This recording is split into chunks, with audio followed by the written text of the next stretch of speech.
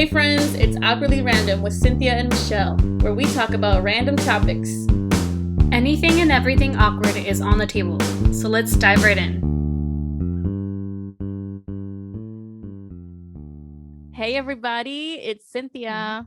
And it's Michelle. Welcome back to another episode of Awkwardly Random. With Cynthia and Michelle. Hi everybody. I like how we repeat our names. Do you notice? Oh my God. Yeah, that's so true. I never noticed that until now. Well, until you mentioned it. No, yeah. We just like our names, y'all. That's it. Yeah. And I hope you know who we are, just so you don't get confused by our voices too. Right, because we sound like exactly like. So okay, how are you? How are you, Beans? I'm good. Happy Monday. Another start to the week. Yep. I was at Fright Fest this weekend at Six Flags Great America in Illinois. Ooh. It was fun. It was my first time at Fright Fest. I've been to Six Flags before, but not to Fright Fest specifically. So that was cool. And I didn't have to wait too long. Like, we didn't have to wait too long in line. So that was great. Oh, it wasn't on the rides. Oh, nice. There was like a good amount of people there, but definitely not how it is in the summertime when it's packed and you have to wait hours to get on one ride. Oh, no. Yeah. So I was glad about that. And I got to ride the Raging Bull, which is my favorite one. Ooh, nice. That's the best one. I really like the Batman ride as well. Yeah, Batman's good. The X2, did you ride that one? Or X2. Flight something? Or is that in California? I can't remember. I don't know that one. Oh, okay. We didn't get on all of them. Okay. But we got on Max Force. Max Velocity, Max Force. It's like maybe it's that one. Like a 10-second ride. It's really short, but it's also really fast. I was not ready for that. Like, my head just went back and I was like, it's like stuck because I couldn't, because we were going so fast. Yeah, that sounds like fun. But it was cool. Yeah, it was a good time. Nice. I always like going and getting like a sweater or something. Oh yeah. I didn't buy anything this time. We just walked around. Enjoyed the rides. Yeah. Yeah. Nice. Yeah. That sounds a lot of fun. It's cool. I want to go. I still want to go. I don't know when. Well, we tried to plan it and it didn't work out. I know. Our schedules conflicted, but that's okay. We'll plan. It's okay. Next time we'll try to make it work and then we can vlog it. True. Okay. How are you doing? Doing good. Just chilling. I feel like I have nothing like, I guess I will share. I am getting sworn in to the Minnesota bar. So I'll be a licensed attorney in Minnesota on October 28th. So excited about that. Yeah, I was gonna ask how you're feeling. Is it gonna be like, can people go, or how does that work? Yeah, I get to take 3 guests. Okay. And then we do have a link, so it's live stream. So I can share it with you if you want. And other people. It's gonna be, I'll let you know specifically the time. They're having different sessions throughout the day. Just to meet with like COVID protocol and stuff like that. So that makes sense. Yeah. Wow, that's so exciting. I'm excited. Whoa, you can be a lawyer. I know. Finally. You worked very hard for this. Very well deserved. Glad you're doing well. That's exciting. Thank you. Definitely share the link whenever you can. I will be there virtually. Yes. Cool. All right. Okay. Shall we get into it? Yes. Awkwardly random question. What is the question? Mish. The question is, what is a music album that you like every song on? If there is one that you just, every single song you could listen to from start to finish. Yeah. I have 2 albums. Ooh. So let me guess an artist. Okay, you'll figure it out. I feel like Go ahead. Well, I know you are a big My Chemical Romance fan. Is it one of their albums? Yes, and I did go see them recently. I saw your story. I creeped. It was so much fun. It was so fun. I was screaming. Did you lose your voice? No, but I did get a headache. That happens too. Yeah. So wait, so which album is the one that you like every song on? Danger Days. It's like their most recent one. I think it came out in 2010. Oh, okay. I know. Not their most recent. That sounds like it came out recently, but like their latest one album. Yeah. I know. Is Welcome to the Black Parade, is that an album or is that just a song? Yes, that's both. Okay. So there's a song called Welcome to the Black Parade, and it's on the Welcome Black Parade album. Welcome My Chemical Romance. Yeah, that album. Mm-hmm. I liked that album. Or the Black Parade is maybe something like that. Yeah. I like that one too, and all those songs on there are also really good. But it's also very dark and which I like. Yeah. But I think at the point of my life of where I'm at now, I think Danger Days is probably my favorite album of theirs, and then it's the Black Parade, and then it's all the other ones. Yeah. But yeah. Okay.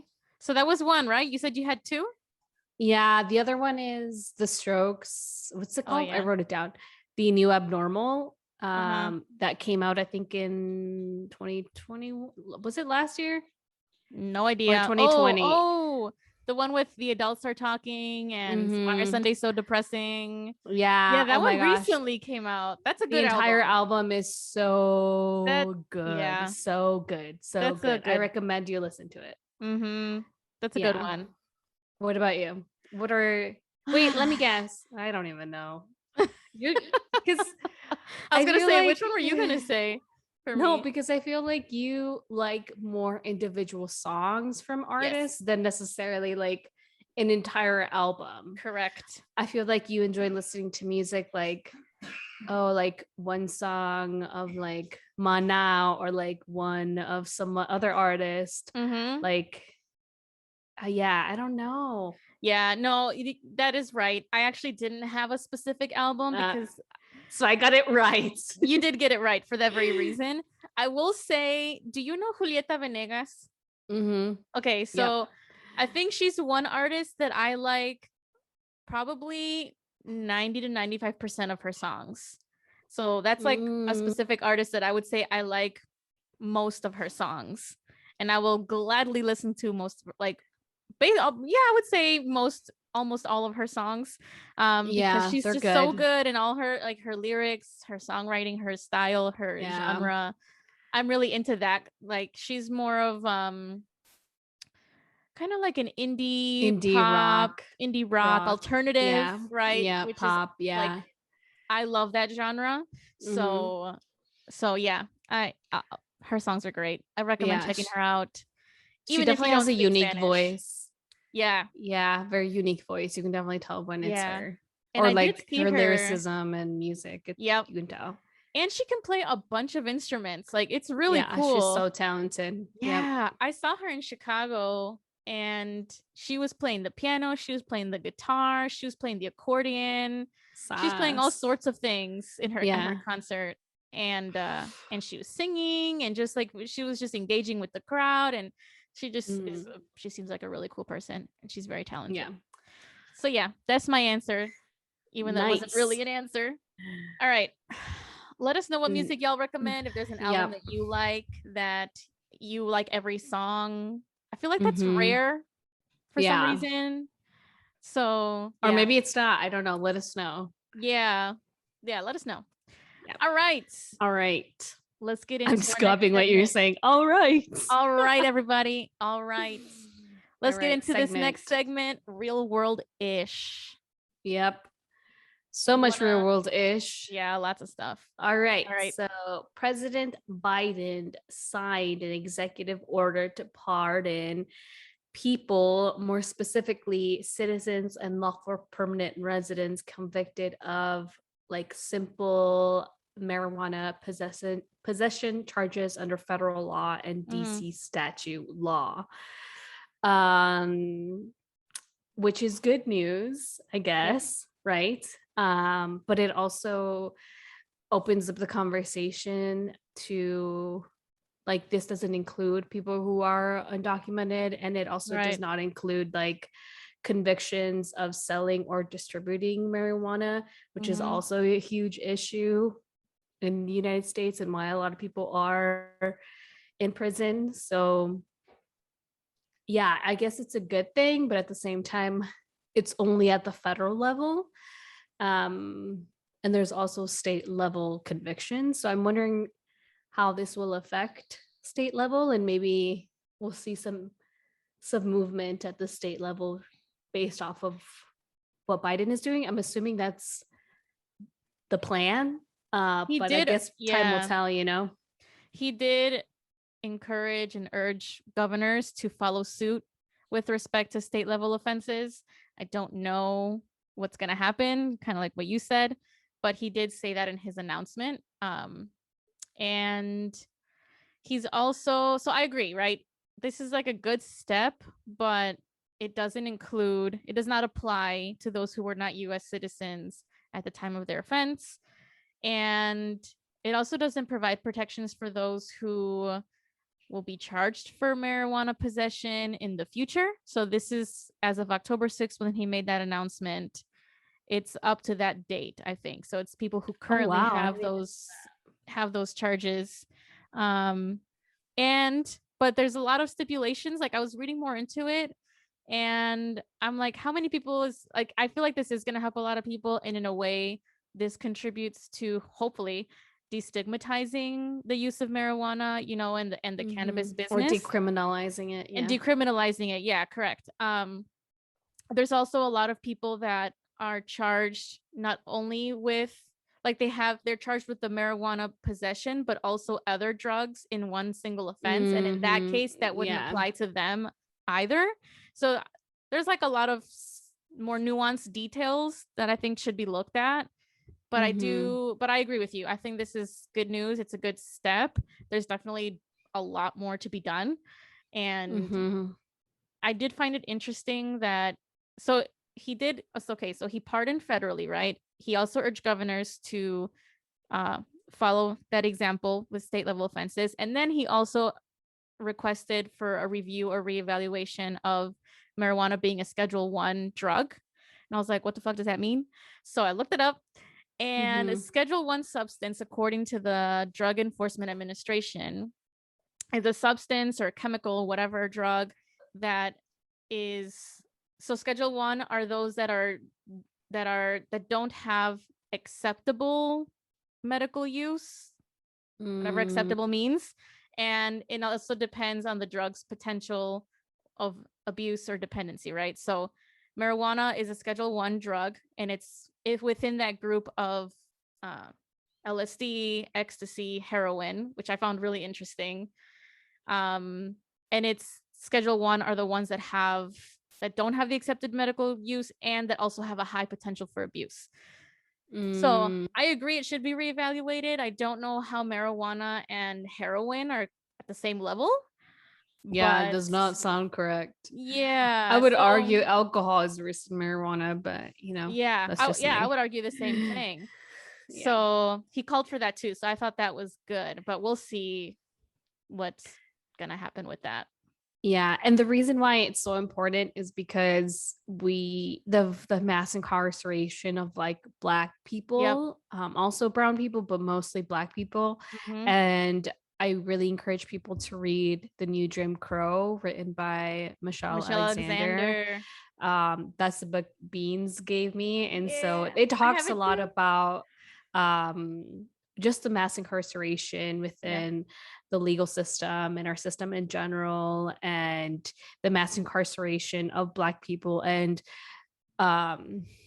charges like these and other ones have been geared towards Black people, and also just the policing of Black people in general. And that is a huge issue in the United States. So yeah, that's why we wanted to bring it up and talk about it. Wanted to bring it up. Yep. Next topic. All right, next topic. Kanye West, or Ye, as I think he prefers to be called now, was seen at a Paris fashion show with Candace Owens wearing a White Lives Matter shirt that I think he designed. So, wow. All right. It's not surprising Is it surprising to you? Okay. No, right. Well, just because of how we've seen Kanye West acting and saying, in terms of like white supremacy and where he stands with everything. Yeah. So, okay, if we look at White Lives Matter through like a literal lens, right? White Lives Matter is just a group of words that's what that says. White Lives Matter. Okay. Yes. White lives do matter, right? People matter. People's lives matter. But I think we cannot look at this without contextualizing it, right? And understanding, okay, what exactly does this mean? And if we look back in time a little bit, White Lives Matter was and is a racist response to Black Lives Matter, right? Yep. So, which Black Lives Matter is this movement that highlights a literal fact that Black people have always been treated and like told that their lives don't matter in this country and in this world, right? This country and this world have always told white people that they do matter, and white people have always had a voice. So I wanted to bring this up in the real world-ish segment because I think it's damaging and detrimental for people. Yes, it's a shirt, and yes, it has like these words and stuff, but that symbol has a lot of meaning. And even the the Anti-Defamation League, the ADL, deems White Lives Matter as a hate symbol. It's hate speech. It's a racist slogan. White supremacist phrase and slogan. Yeah.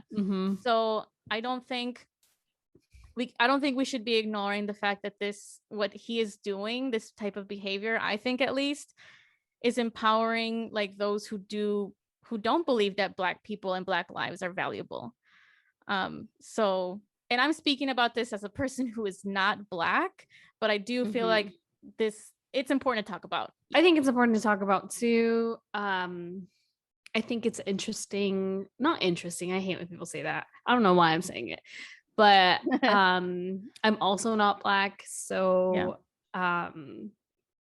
to see just the way in which Kanye West and especially Candace Owens moves within this system. Yeah. And just like wanting to be like the way that they're moving is rooted in white supremacy, but then also like the proximity of white supremacy because of their class, because of their status, which isn't necessarily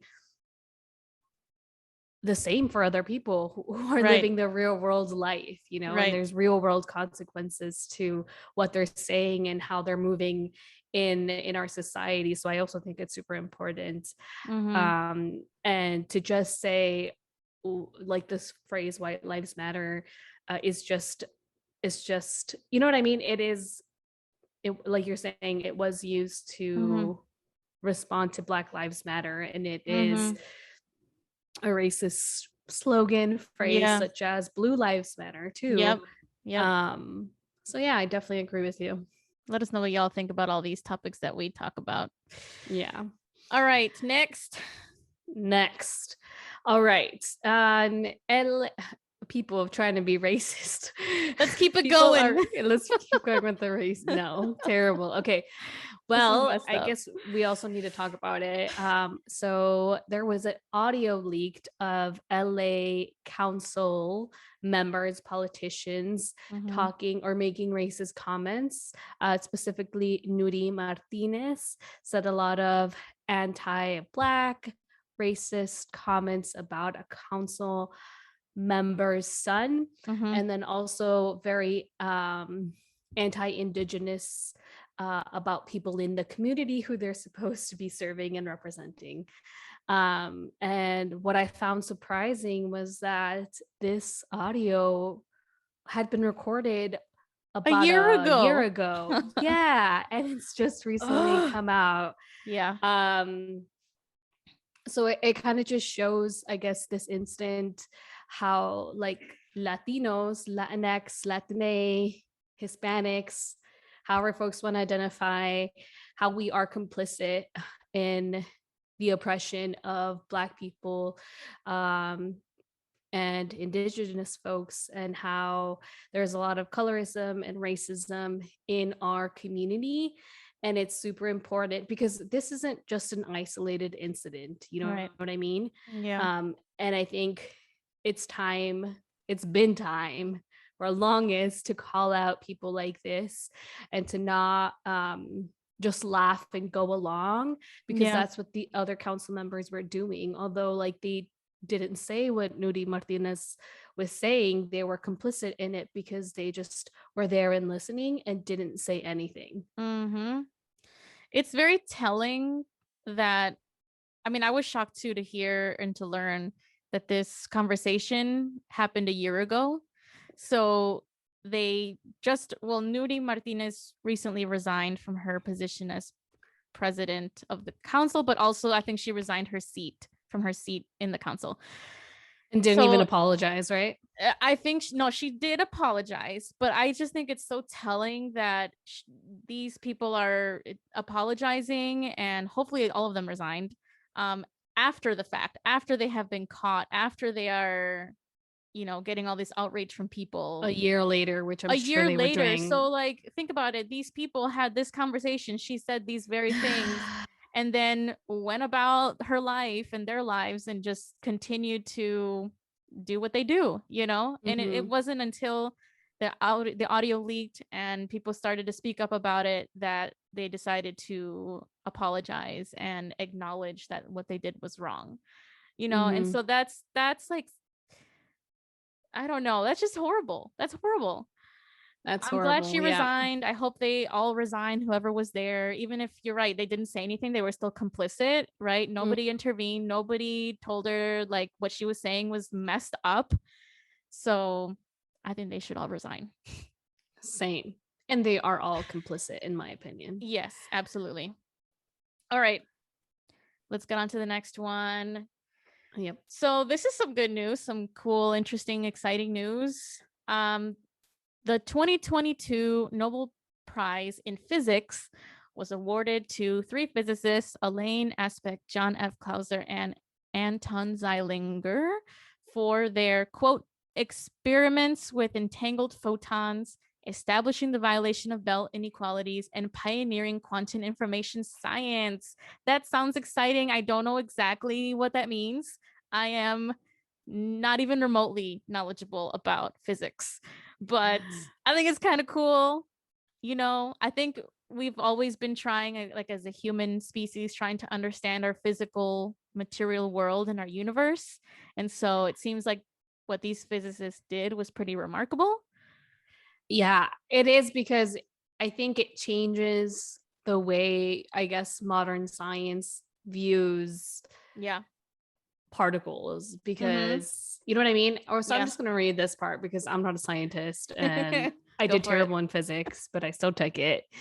Okay, so 3 researchers conducted experiments that showed a special state called entanglement, when multiple tiny particles are linked in a sense, so that what happens to one determines what happens to the other, even when they are separated by large distances.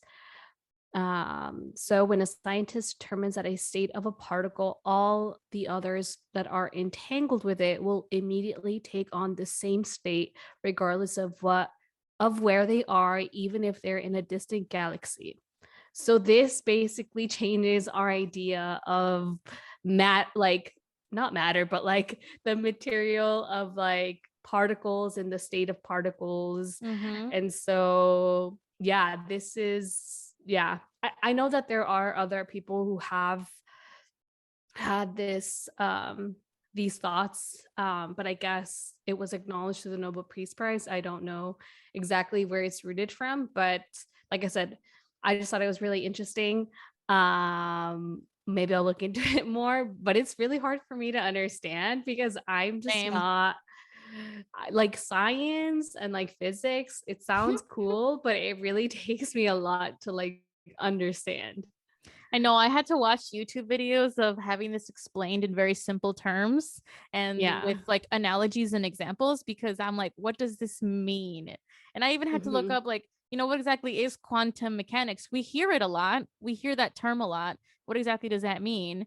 And you touched on it, right? It's a theory developed and used to understand how small things like particles, right? So electrons, neutrons, protons, things like that. How do they engage, interact to create what is around us, our physical world, the material atoms, right? Which is what makes this everything. Everything. Yeah. So like that's pretty big to experience this kind of like paradigm shift in how we understand it and how we make sense of it.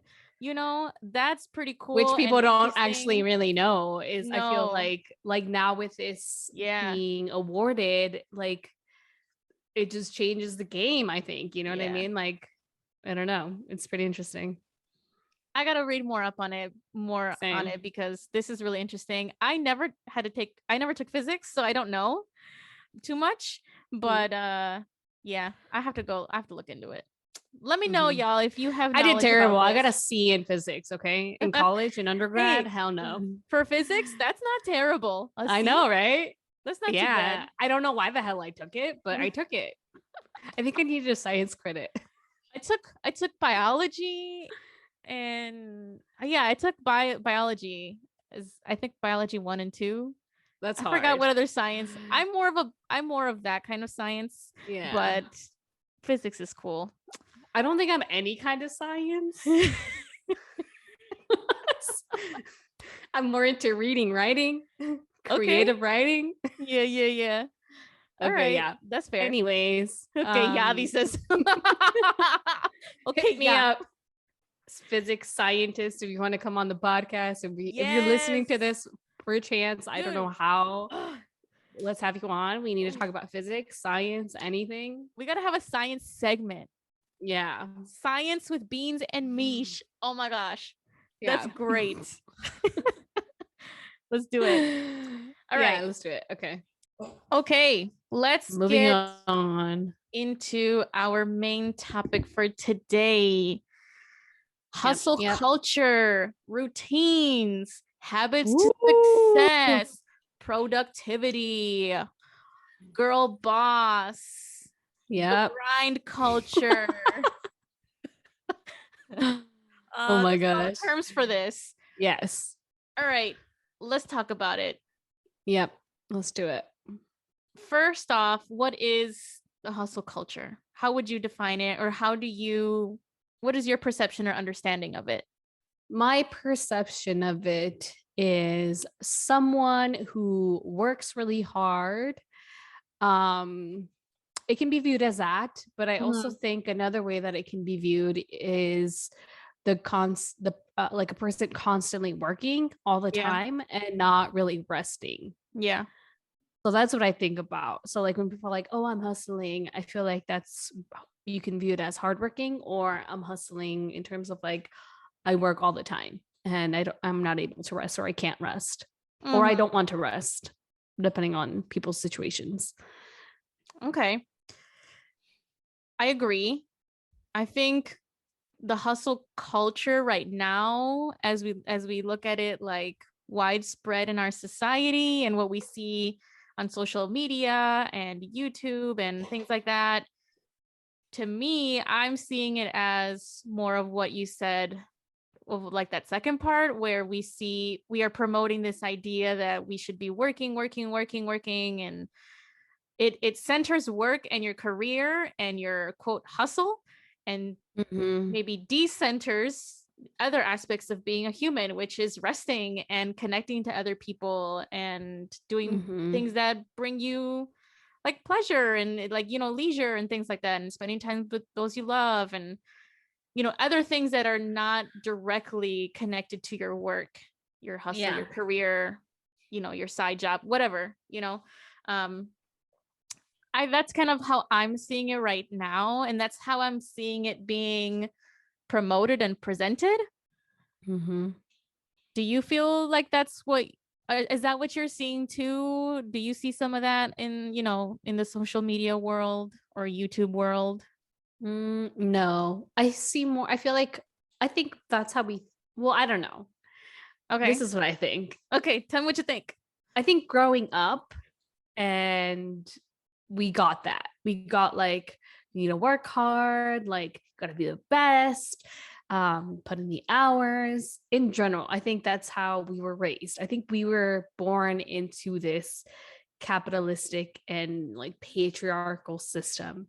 And what I mean by that, I'm not like just trying to throw out fancy words, but when people talk about that, we're talking about like the structure of our system, looking specifically at the classist system, basically economically, like economics, like financial status, and intertwined with the hierarchical system of the sexual construct, the social structure of sex, of gender, in our system. And I think we were born into that. Generation before us talked about like, you know, like the boomers or the Gen X, right? Gen X. Oh yeah. Talk about how like, oh, it was easier for them because you know, they were able to work and like pay for college, and you know what I mean? We were pushed into like getting a higher education. Right. We're going to be doing really well. They were able to buy houses, stuff like that. Right. And I think that we were born into that type of system. Yeah. Which also includes the exploitation of Black, Indigenous, poor people of color. Yep. And so I don't even know where I was going to start ranting. Well, okay. So I want to add to that because you are right. We were born into this system. And in fact, and I was looking more into this too, you know, the term hustle, right? Right now it is being, it's an appropriation. It's a linguistic, cultural appropriation, right? The word hustle came from the lexicon in Black communities, right? Black and brown communities that had to work twice as much to barely make it, right? So because of the system was working, the system is, we're being forced, Black and brown people are being forced to follow certain rules of a game that is rigged against them, right? So you are told to work hard and, you know, you got to work to make it to the top. Okay, that doesn't apply to everyone. Yeah, no. And you hear it in like rap lyrics about, you know, I'm a hustler, baby. And like, you know, have you heard those songs? They talk about the hustle and being a hustler and grinding and like all these things. Like you have to like work, you know, a million times more than other people who have more privilege than you because of the system in which we, you know, were born, and the system where we have no choice but to like be a part of it, because that's just what it is. It's all around us.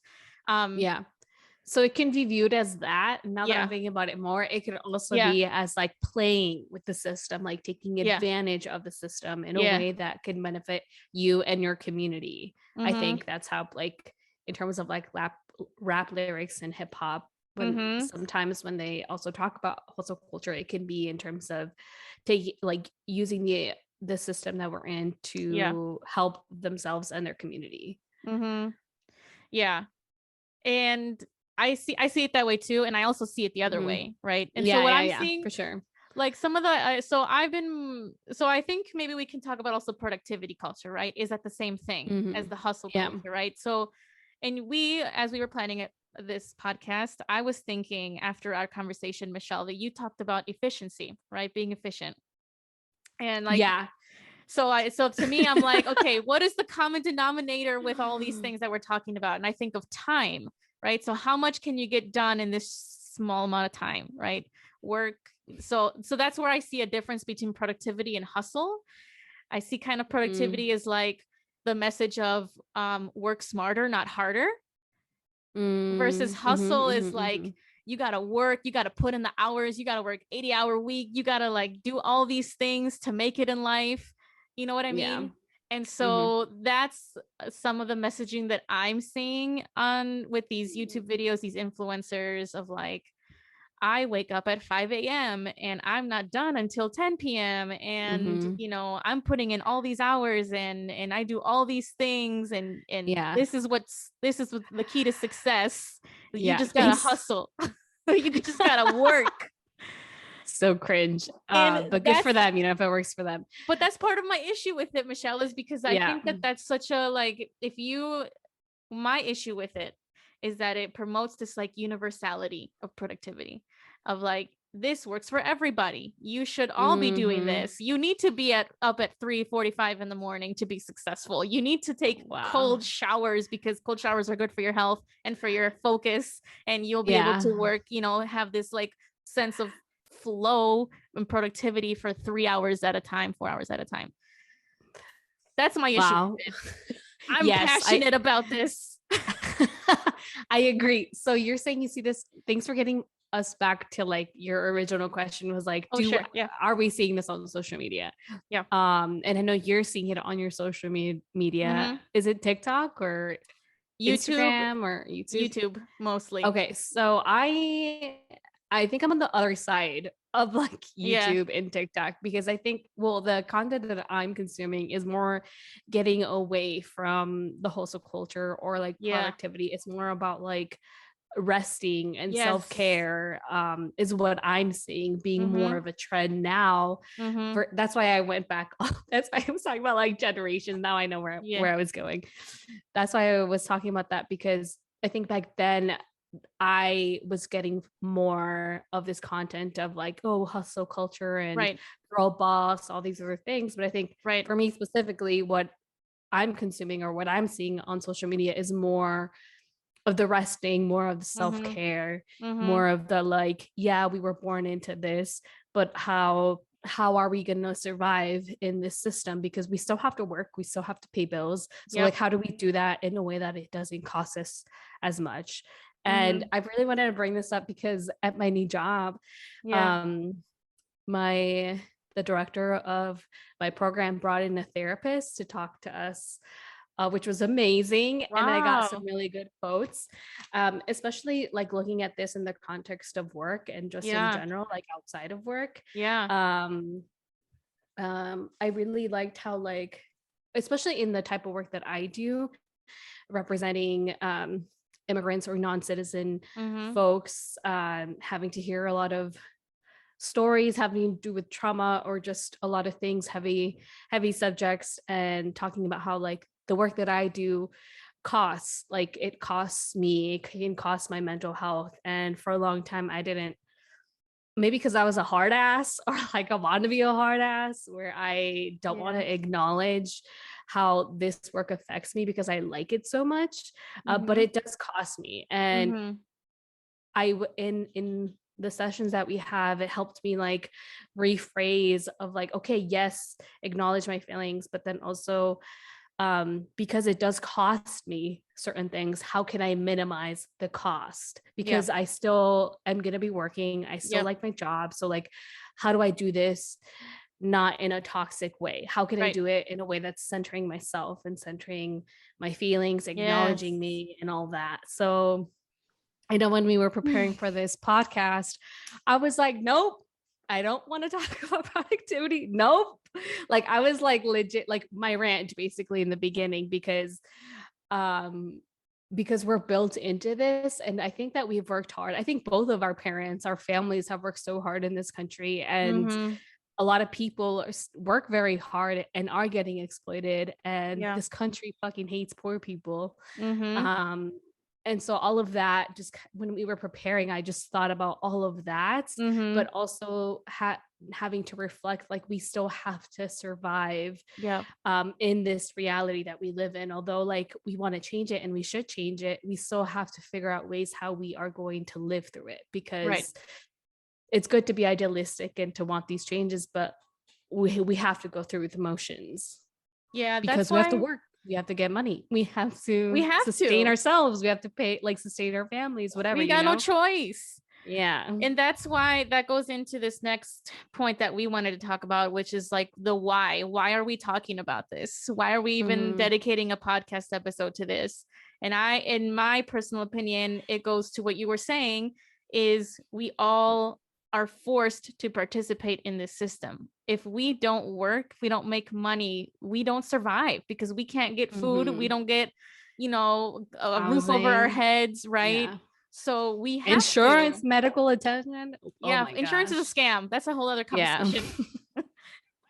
So yeah, so it's frustrating, and I also felt like this was important to talk about. And I was interested. I think I'm seeing more of these videos, Michelle, on my end of my side of YouTube, I guess, because I was for a while, and I still am interested in learning more about productivity, right? And there's these terms now that have come up: toxic productivity versus healthy productivity. What's the difference? What do each of them mean, right? And so I have been interested in learning more about that, and what does it mean to engage in healthy productivity, but also understand that this is all within the context of this rigged system. So we are participating in it, whether we like it or not. Which sucks. It sucks. But I am also seeing, I did want to point out, I am also seeing, I even listened to a podcast. There's this podcast that I listen to every week. We Can Do Hard Things. And the episode that I just listened to, and this was kind of trippy because we had just talked about this topic, and then the next day the episode came out about resting and the grind culture. So I'm like, whoa, they listened to, were they like, they knew, they just knew. They knew. We were somehow connected. And it was the entanglement. Exactly. Quantum entanglement. So I don't think that's how it works, but no. We're trying to connect the dots. Yeah. Go ahead. And basically they were talking about how rest is a form of resistance. And I think, and I agree, I think it is. And rest also doesn't have to look like you are taking a nap on your couch, right? It can look different ways, whatever that means for you, you know, whatever nourishes your soul and your body and your mind, you know. I think that could be considered as rest, and I think that is a form of resistance towards this oppressive system that we're in. And so when we are being told, when we are being told, you know, you should be working as hard as you can, like you need to put your work first, prioritize your career, be that girl boss, you know, I think that really dismisses all our other needs and all the other important parts of our lives, and being human and needing, you know, sleep is necessary for survival. Rest is also necessary for survival. So I just had to point that out. I agree. Let's all resist. Let's all rest and resist. Exactly. Mish, how do you feel about, or what are your thoughts about these terms? Toxic productivity, healthy productivity. Do you subscribe to these terms? What are your thoughts? I don't think I've heard of toxic productivity until we started planning for this. Okay. And you know, you did mention that I talked about efficiency because when we were planning, because the way that I view productivity, I view it as efficiency. And I don't necessarily view, how do I say it? Like, I know it's productive to rest, but I don't want to think as my rest as something that I'm productive or producing, or you know what I mean? I guess it's just a technicality and the language used, but I understand, you know, toxic productivity in terms of like not having boundaries, right, for specific things, or like healthy productivity as in like having and setting boundaries within whatever parameter you want to look at, you know what I mean? Do I subscribe to them? I think I do, without actually naming toxic productivity and healthy productivity. So I do have boundaries that I've set, especially coming like with the therapist that went to our work, and kind of had like a session with everyone. I just kind of reframed, I guess, how I view it, and I've actually have been doing some of these things without actually calling them toxic product or like healthy productivity. So like setting boundaries. So, you know, I started a new job, so I don't have my work email on my phone. And that's, you know, maybe that might change once like cases start getting more, I start getting more cases or something with deadlines. But right now my boundary is that I'm not going to have my work email on my phone. and also just sticking to my specific hours that I'm supposed to be working. I'm definitely trying to do that, and that's what I've been doing. So I would say that's a healthy productivity thing. Because I think so. like I don't use these terminologies, but I guess what I'm doing does fall into what that means. Yeah. What about you? Do you use these terms? Do you practice them? What do you do? What are some examples?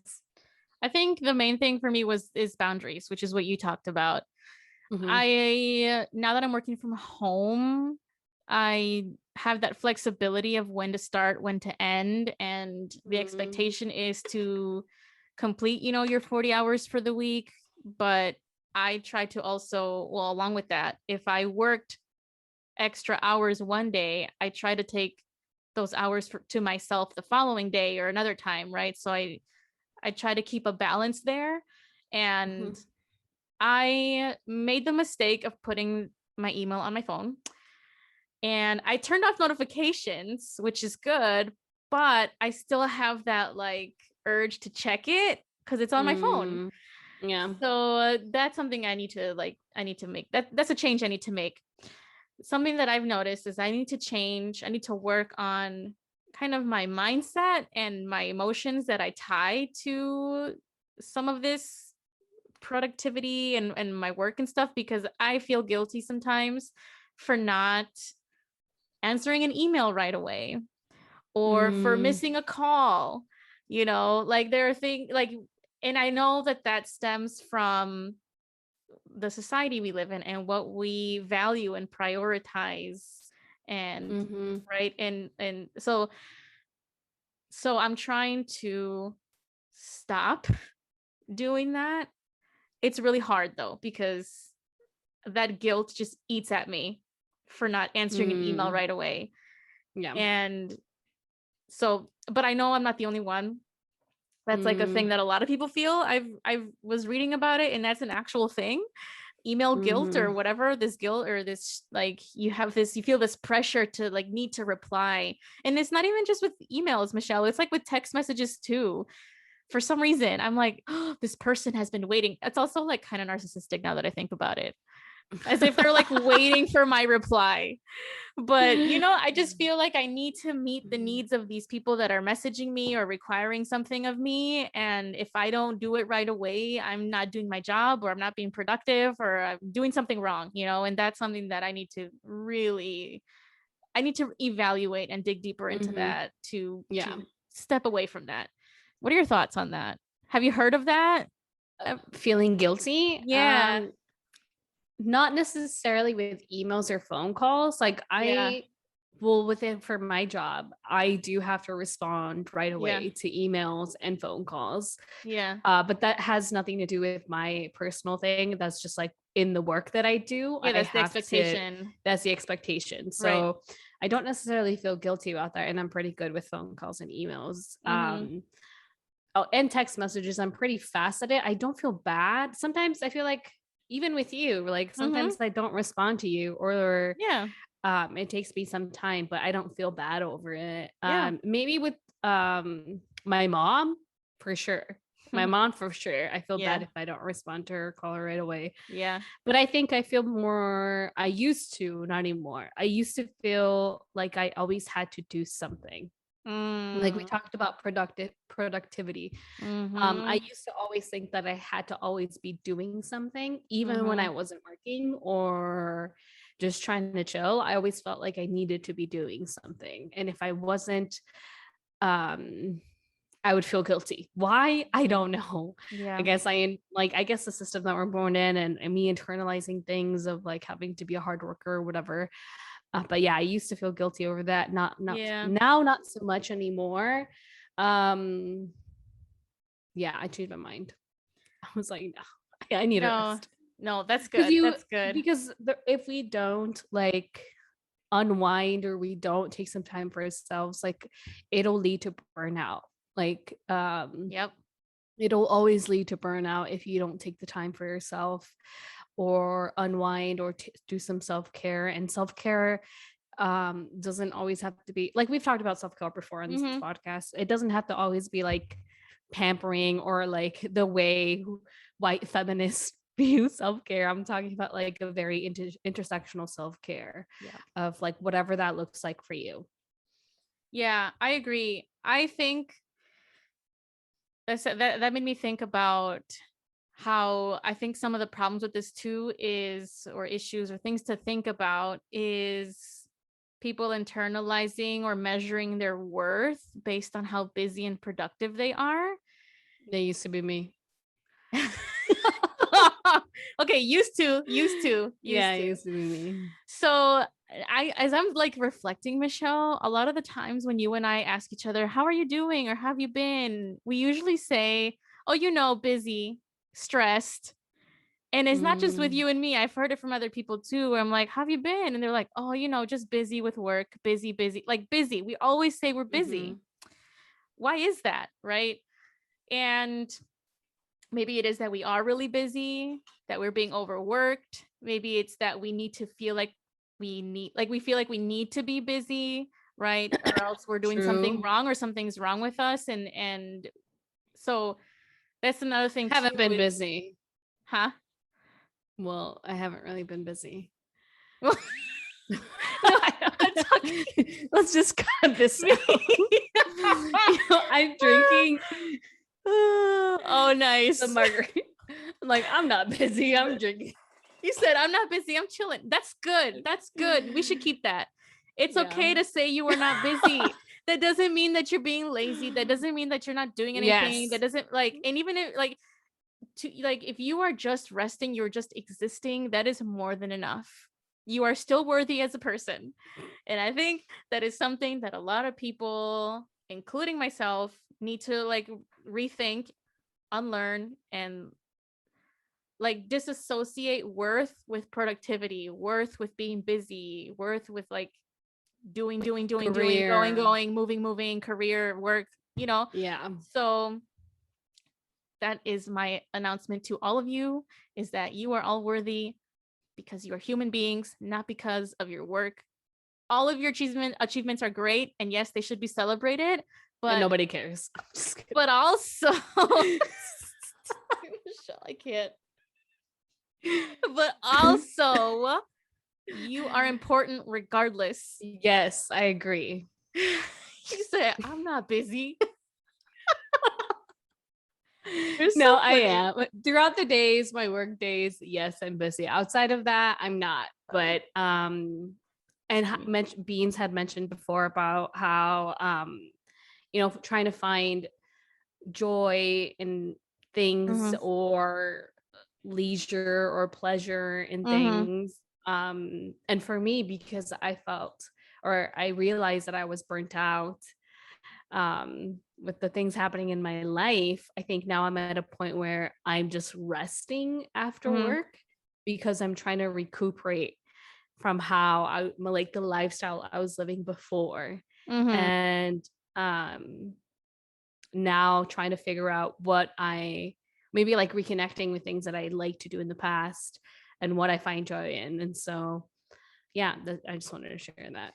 Well, and that was something that I wanted to point out, or try to, is rest looks different, right? So you said you're resting now, right? So I like to do things that bring me pleasure and are fun and are joyful, and also allow me to rest. And, one of those things is laying on the couch, watching TV, whatever, but it's also doing a puzzle or building some Legos, building with Legos, or drawing, playing an instrument. So, those things also for me are things that are, that's me resting, but that looks different for everybody. So I would encourage you all who are listening and, tuning into this conversation to rest, but do it in a way that that is conducive to you and your well-being, and that'll fill your soul and your cup and your whatever, all of that good stuff.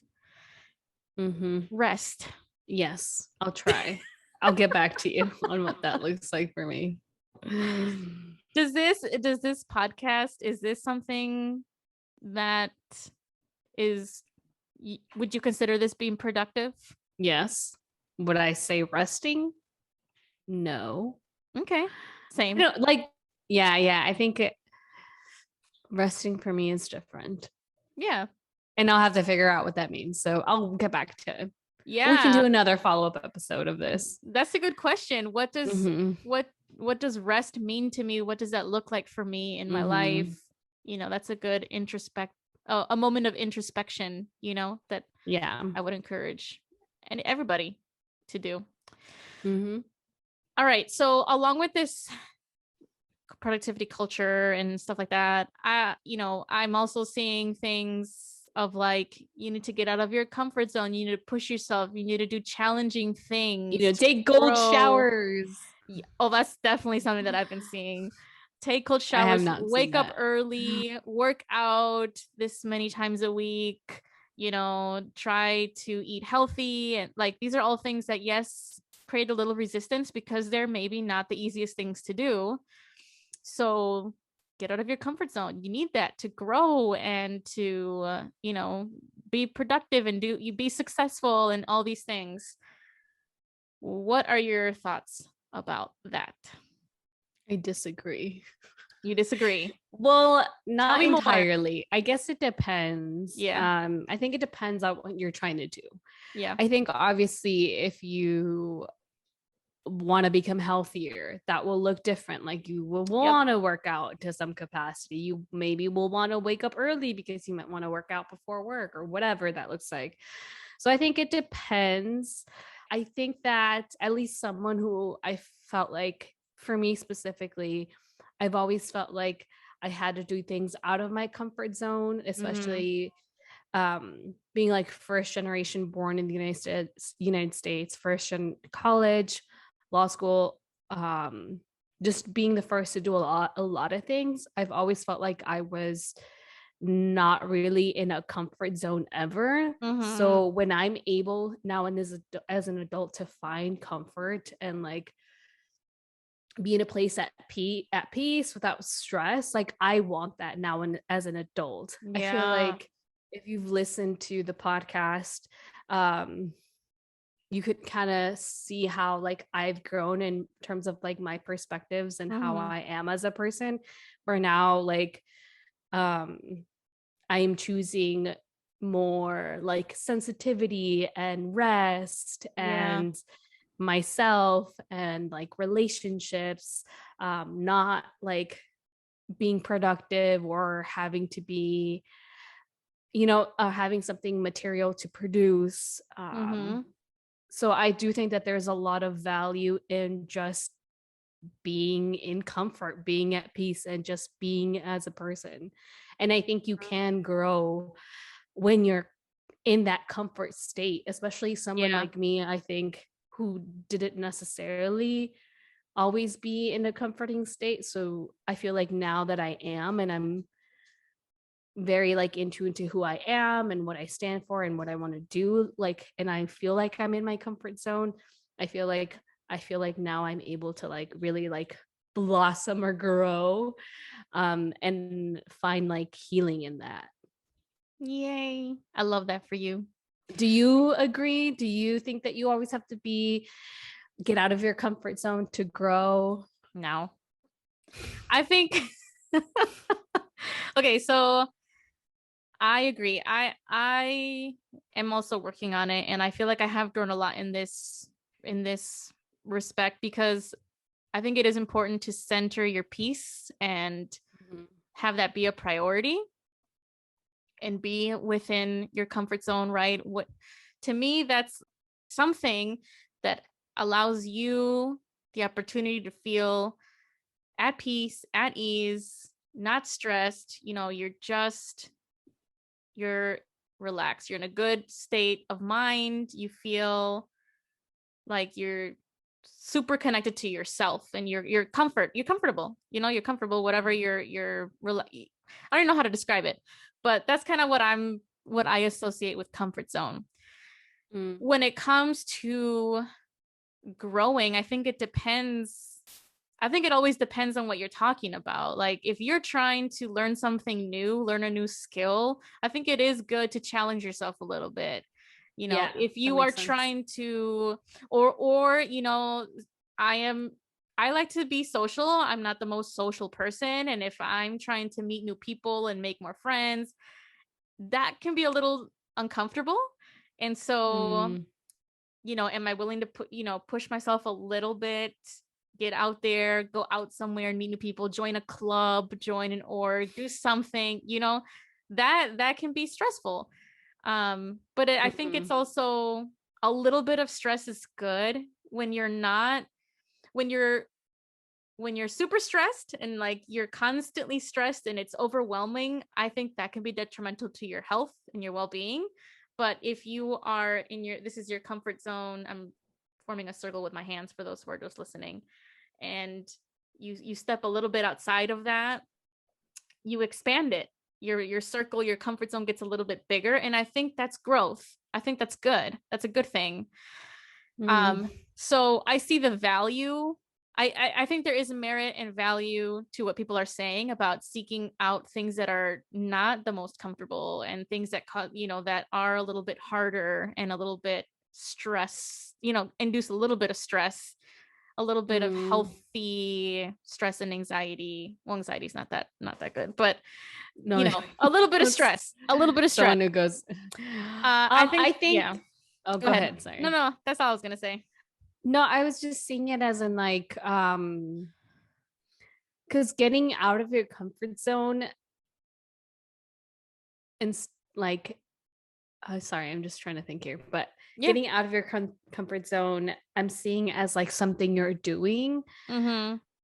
versus like a state of being. Being okay. Whereas like you're talking about like feelings and emotions. Mm-hmm. But so I see that as differently. So Yeah. in order for you to be able to get out of your comfort zone or to try or take these risks, I Mm-hmm. think you need to be at a, I forgot what it's called.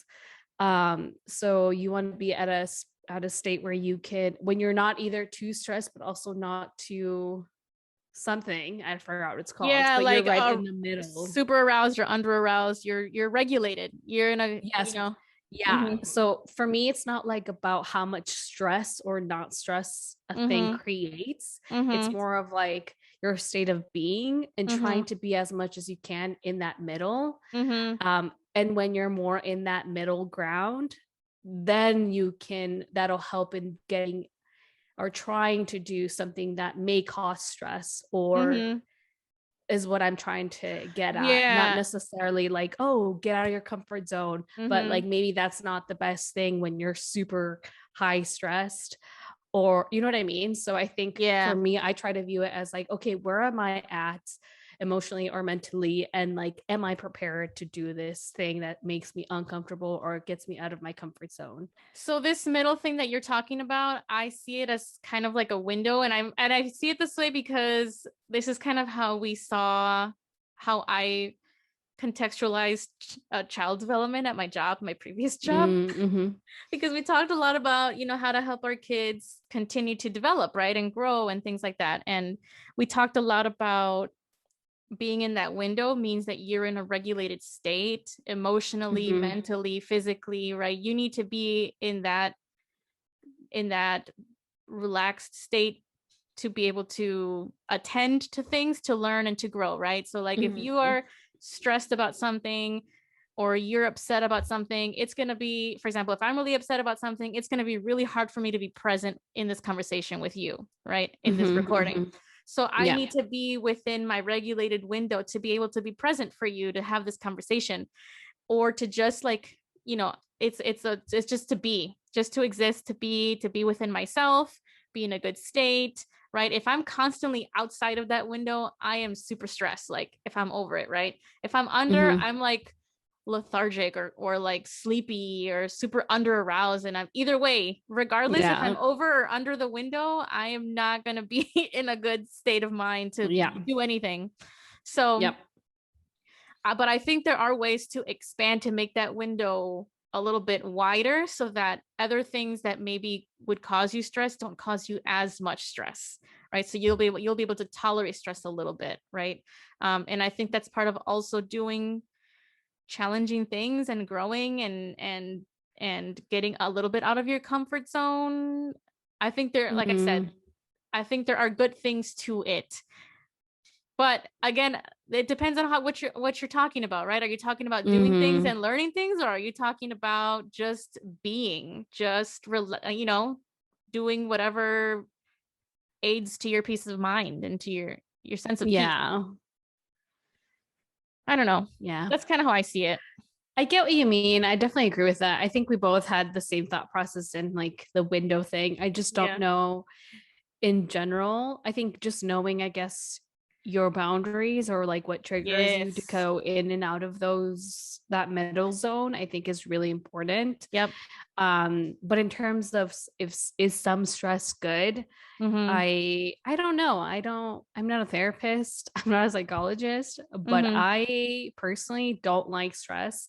Obviously, I feel pressure. There's certain pressure I think that comes with doing certain activities or doing certain things. And I think pressure is good. I don't know if pressure is stress. So I don't know. That's a good question. Yeah, and I think talking about stress should be something that we could dive deeper into, because I think we look at stress in a specific way, but it means different things depending on how you look at it. And there's biological stress, which isn't always negative, right? So like, we should talk about it. That's make another episode. Yeah, I don't like stress, so personally, you're gonna say fuck stress the whole episode. Yeah. But I mean, obviously I've had stress before. I know how to deal with being like stressed and being stressed out.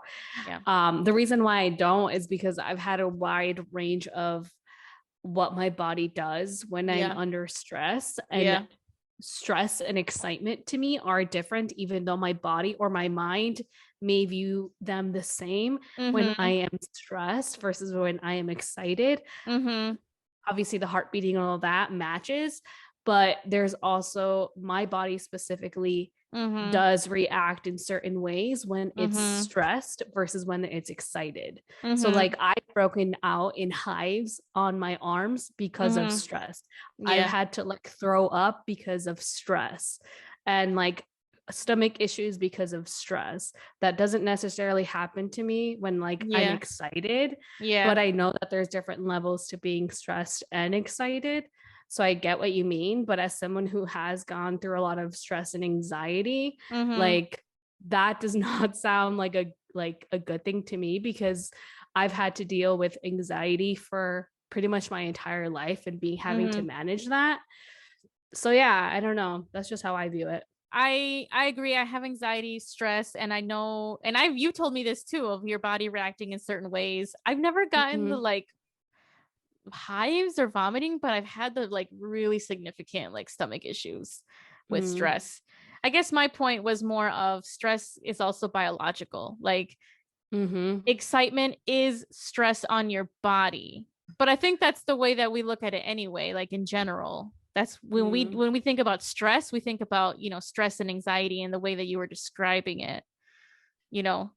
But yeah, we should talk about it some more. For sure. I'm down, but I probably will not open up more than what I already have in terms of like, no, you don't have to, what I've gone through like physically and mentally and emotionally, because stress is real, man. Very real. Well, that could be the reason to talk about it, or that could be a reason to not, we'll figure that out later. Yeah. Okay, so before we end this episode, because we've been talking for a while, we obviously can get into so much more of this, but let's each describe or explain or talk about one thing or one way that we are expanding our comfort zone, or maybe even not us personally, but what's one strategy that you would recommend or use to expand your comfort zone? I gotta think about mine right now. Do you want to go first? Sure. What am I doing to expand my comfort zone? Let's see here. First of all, what is my comfort zone? I think my comfort zone is being at home with Jasmine and the dogs, relaxing. This weekend, I pushed myself out of my comfort zone because we did a 5K in Chicago and we went to Six Nice. Flags. So it was a lot of being outside of my home for long periods of time and being social with a lot of people. And my social battery was drained by the end of it. I was feeling very, very overwhelmed. So I think a way to expand is maybe not to book myself so much on a weekend, but maybe do like one fun social thing, one like a Saturday or something, or once a week. Do something to still push myself outside of my comfort of my home without overdoing it. Makes sense. But it's good that you went and I'm very happy. Kind of There's understand. No yeah. Cool. Nice. I don't know your boundaries. Yeah, for sure. That's important. I guess for me, I don't even know. I feel like my comfort zone is pretty large already. I just think I'm more working on my state of being. Yeah. And like I said, I feel like I'm recovering from being burnt out and just resting. Yeah. So for me now, I'm trying to do, I don't know if I guess this is out of my comfort zone, like trying to reconnect with like friends now that I'm back in the Twin Cities, or like maybe go to like be more involved in the legal community here. So having to go to different events and like network or talk to people is definitely out of my comfort zone. Yeah. I can be a pretty social person, to be honest. I think it just depends on my state of being. And because I feel like I have been resting, and also because of COVID and all of that, I'm not as prepared, or I'm not very, even with this podcast, feel like I'm not back to like how I used to be in terms of like having conversations or like responding to what you're saying, or you know what I mean? Like that, like active listening and like generally having a good conversation, because I like having those, but because I haven't really done that with people that I'm not really close to, it's become harder for me. Yeah. And I think I'm naturally just awkward, or maybe not, maybe I'm not, maybe I just have that internal view of myself, but I know I can be social. But for me specifically, because I haven't been as social as I used to be, that's me getting out of my comfort zone. So I'm definitely going to be trying to reach out to people who I, used to hang out with or communicate with, reaching back out to them and just trying to make new friends here, I guess. You got this. You can do it. Yeah, we'll see how it goes. Let us know, y'all, what you are doing to get either out of your comfort zone or to expand it. What does your comfort zone look like? That could be another self-reflection question you could ask. And yeah, we definitely would love to hear all your thoughts. Thanks for sharing that, Mish. I think this is also vulnerable to do this. Like, share what's your comfort zone and how are you expanding it? Like, I know, that's a pretty vulnerable thing to do. So I'm proud of us. Mia's proud of us too. I can hear her. Yeah, and we should definitely talk about this more, just stress in general, because I feel like I'm the type of person that, like, even though it's out of my comfort zone, I felt like I've always been outside of my comfort zone. Yeah. So I've had to deal with being out of, oh my gosh, man, being out of it. You know what I mean? So I don't know. And maybe that goes to your point of like expanding your comfort zone and what that looks like. Yeah. It's all contextual. It depends. How do you view it? What do you view as your comfort zone? Like, I don't think it has to be one specific place, or it could be anything that brings you also. Okay, so nothing. It also depends how you it also depends, right, how you define it, right? What is it? What does it mean to be in your comfort zone, right? So does it mean we didn't even talk at peace, being at ease, not stressed, right? Is that what that means? And if so, what is it that brings you that? So these are all good questions that I think we should continue to ask ourselves. And we could talk about it more future podcasts. I agree. All right. And with that, That's We're it, done. y'all. That is it for today. We're done for now. Tuning in. Mm-hmm. Thank you for tuning in. We always love to hear thoughts, so please let us know. Mm-hmm.